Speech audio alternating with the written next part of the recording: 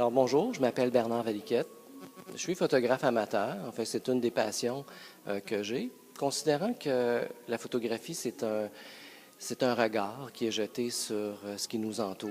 C'est une façon aussi de s'émerveiller sur les beautés de la nature. Et je pense que tous les photographes apprécient aussi les jeux de lumière sur l'eau. Alors, ça a été un des fils conducteurs. J'ai déjà eu le plaisir de faire une première exposition qui comportait quelques photographies sur la rivière Yamaska-Nord. Et dans le cadre de cette nouvelle exposition qui s'appelle Yamaskar, j'ai élargi un peu mon spectre en allant photographier différents plans d'eau, différents sous-bassins versants de la rivière Yamaska, qui est quand même assez vaste, pour donner différents points de vue sur la rivière, sur ses affluents.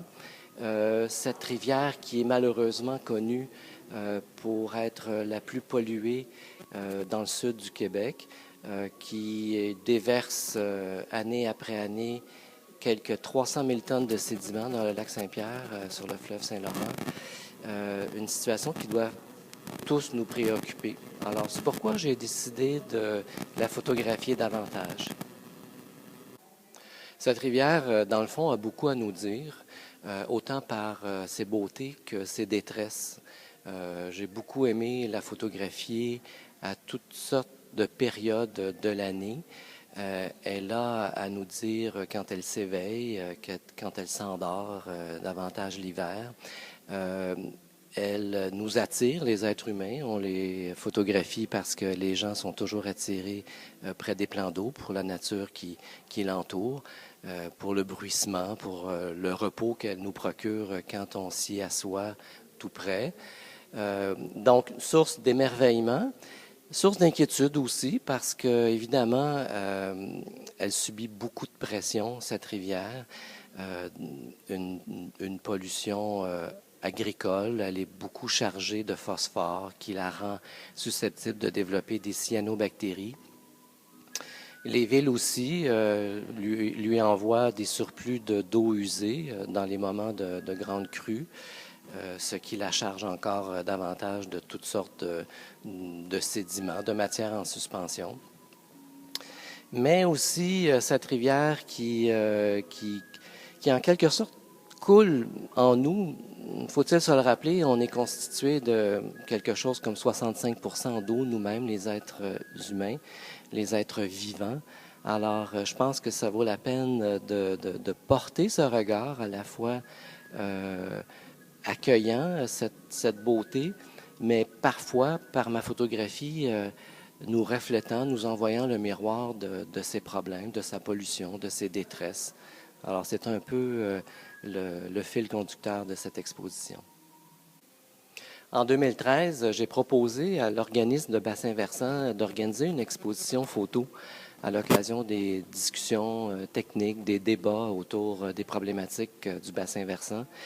Je tenais à donner une dimension artistique parce que je pense qu'on peut également toucher les gens par l'art, non seulement par des discussions trop techniques. Peut-être que l'art peut amener des gens aussi à réfléchir sur la condition et sur la qualité de notre eau.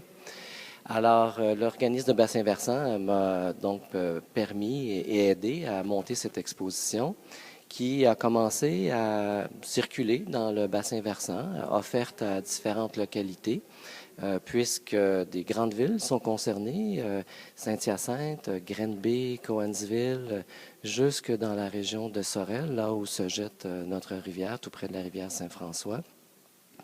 Ça a donc apporté un nouveau regard, un autre œil sur cette rivière, sur ces problématiques, et c'est ainsi que cette exposition circule. À chacune des œuvres que je présente, à chacune des photographies, j'ai donné une touche poétique en écrivant quelques mots pour expliquer les points de vue que je photographiais. Et j'ai même ajouté un texte explicatif sur différentes problématiques.